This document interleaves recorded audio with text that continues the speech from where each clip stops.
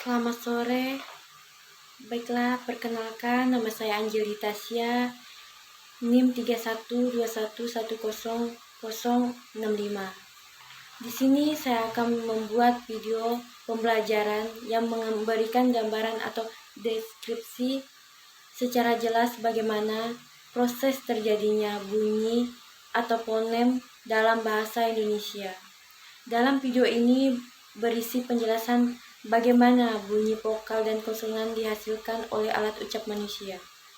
Yang pertama, proses pembentukan bunyi bersumber pada arus udara yang mengalir ke paru-paru. Getaran-getaran itu timbul pada pita suara sebagai akibat tekanan arus udara yang dibarengi dengan alat-alat ucap sedemikian rupa sehingga menimbulkan perbedaan atau perubahan rongga udara yang terdapat dalam rongga mulut.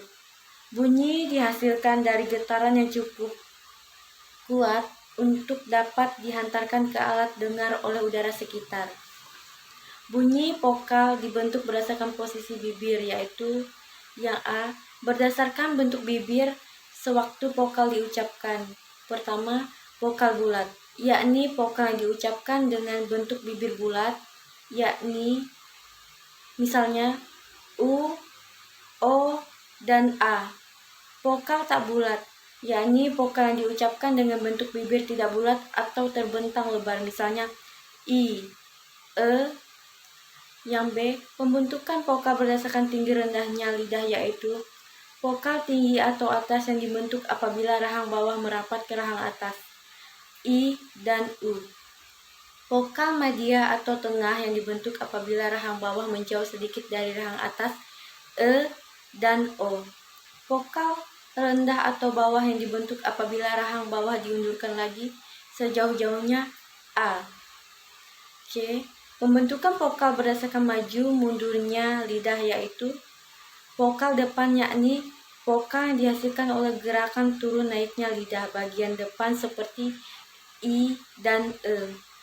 Vokal tengah, yakni vokal yang dihasilkan oleh gerakan turun naiknya lidah bagian belakang atau pangkal lidah seperti U dan O. Bunyi konsonan dapat dibentuk berdasarkan daerah artikulasi, yaitu yang pertama, konsonan bilabial, yaitu konsonan yang dihasilkan dengan mempertemukan kedua belah bibir yang bersama-sama bertindak sebagai artikulator dan titik artikulasi. Bunyi dihasilkan ialah P, B, M, dan W.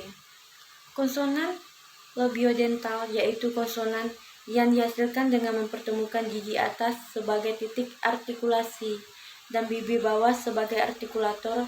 Bunyi yang dihasilkan ialah F dan W. Konsonan apicodental, yaitu konsonan yang dihasilkan dengan ujung lidah yang bertindak sebagai artikulator dan daerah antar gigi sebagai titik artikulasi. Bunyi yang dihasilkan ialah T, D, dan N. 4. Konsonan apico-alveolar, yaitu konsonan yang dihasilkan oleh ujung lidah artikulator dan lengkung kaki gigi sebagai titik artikulasi. Bunyi yang dihasilkan ialah S, J, R, I.